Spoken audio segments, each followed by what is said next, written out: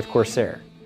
I'm going to demonstrate the installation of the Hydro Series H60 liquid CPU cooler. The second generation Hydro Series H60 has been completely redesigned. The pump and cooling block are more efficient and allow for improved flow, and the closed-loop tubing has a larger diameter. The new fan is based on the design of our award-winning SP120 static pressure fan and uses custom-designed blades and a high-torque motor specifically designed to push air through a radiator. The new fans deliver better static pressure with less noise than the previous fans, and the mounting bracket is a simpler, modular design. Some people are hesitant about making the move to liquid CPU cooling, but the installation is just as easy, if not easier, than installing a high-performance air cooler. The thermal paste is pre-applied and the cooling system comes pre-filled. The H60 provides better cooling and lower noise than the stock cooler that came with your CPU, so there's really no reason not to upgrade to liquid CPU cooling if you care about performance. I'm going to install it in the system that I've built using a Carbide Series 200R mid-tower case. Like all CORSAIR cases, it has a CPU cutout, so I can install the mounting bracket without removing the motherboard. I've already removed the stock cooling fan from the Intel LGA 1155 CPU.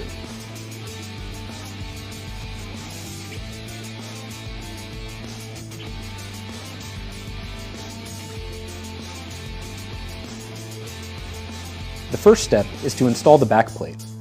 This secures the pump to the motherboard. The Quick Start Guide instructs you to install the radiator and fan first, but when I'm doing installation demos, I like to install the backplate first. You can do it in either order. Now, I'm installing the standoff screws. These will act as posts to hold the mounting bracket for the pump head. By the way, if you're installing the H60 on an AMD system, or an Intel system that uses the LGA 2011 socket, you don't need to install the backplate. It's all explained in the Quick Start Guide. Now, we slide the mounting bracket over the pump head and align the 4 slots over the standoff screws.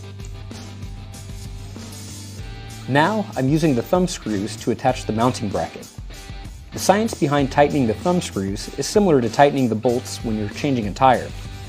I like to lightly tighten them at opposite corners and then tighten all 4. You don't want to over-tighten them, but it's easy to feel when they're tight enough. You just need to make sure that the cold plate is resting on top of the CPU.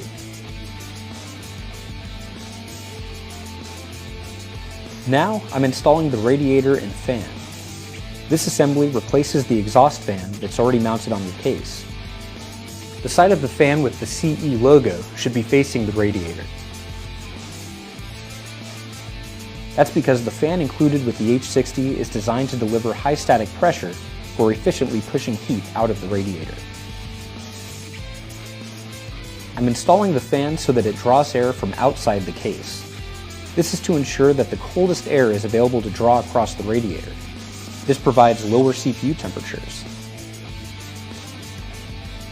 This is what I recommend for most situations, but if your case is already well ventilated, you may want to experiment with flipping the fan around so that it exhausts air from inside the case. Hydro Series has just one power connector. You can connect it to any 3-pin or 4-pin fan power header on your motherboard. And that's it. It's a simple process, and all you need is a screwdriver to install the radiator and fan. If you want to get better performance out of your system with lower noise, then the Hydro Series H60 is a great way to go. Thanks for watching, and if you have any questions, here's how to get in touch with us.